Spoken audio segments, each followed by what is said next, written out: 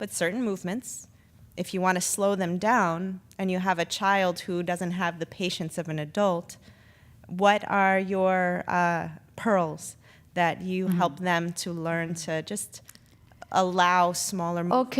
Okay. Look at fantastic question. The first thing, you have to slow yourself down, and you have to slow yourself internally, because you're a fast person. Yes. So you can think fast, you can get it fast, but go slow. When I work with kids, I mean, I can do fast things in there, I'll tell you in a minute, but inside I am just so almost still.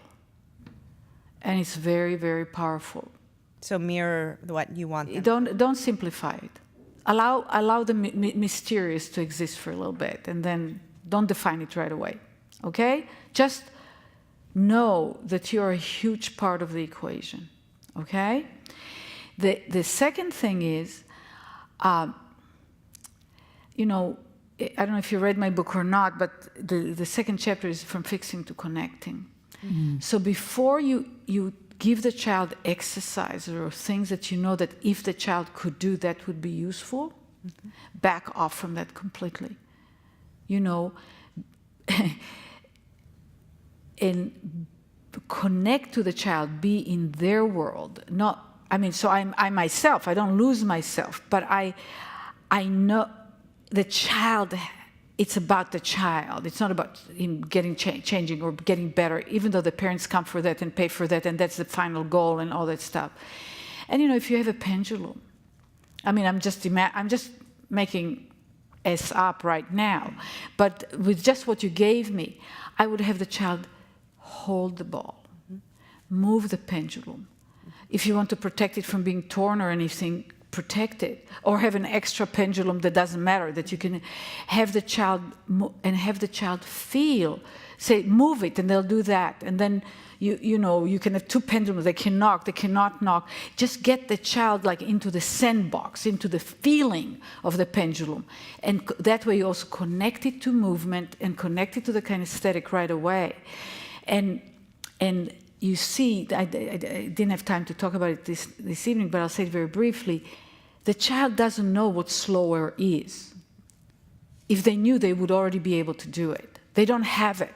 So for them, the speed they go is the speed. It's not fast, it's not slow, and everybody's bugging them. The only thing they know is that something is wrong with them because of the way the adults relate to them. Not because adults try to do it, but they try to fix them. So if you try to fix me, the first thing I know is something is wrong with me, something's broken.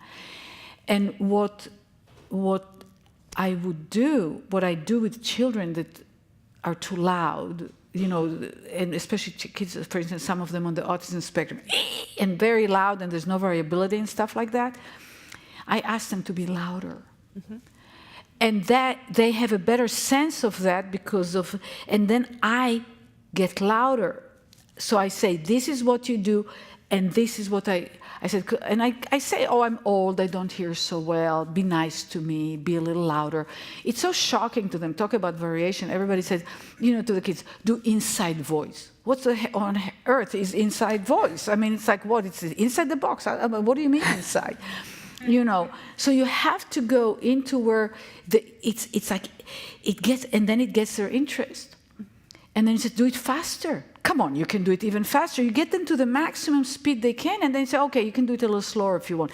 Then they know what fast and slower is. Then there is an opportunity, and then if they get what slower is, I'd stop. Even if it took 3 minutes, I'll do something different. I wouldn't go like, oh, you figured it out, now let's harp.